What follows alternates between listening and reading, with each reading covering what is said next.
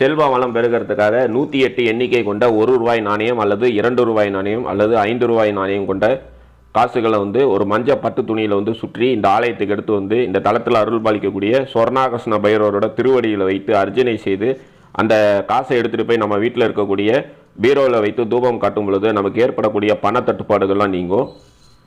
நம் வாழ்நாள் முழுவதும் நமக்கு பணத்துக்கு பஞ்சமே ஏற்படாது அப்படின்னு சொல்லி நம்பிக்கையாக வந்து காணப்படுது. கற்ப விருட்ச மரத்துக்கிட்ட நின்று நம்ம என்ன வரம் கேட்டாலும் வந்து அந்த வரம் வந்து நமக்கு கிடைக்கும். அந்த கற்ப விருட்ச மரத்து அடியில் வந்து இங்கே பைரவர் அமர்ந்து காணப்படுறது ஒரு தனி சிறப்பு. வாங்க இந்த தளத்தில் அருள் பாலிக்கக்கூடிய பைரவரை தரிசனம் பண்ணிடலாம்.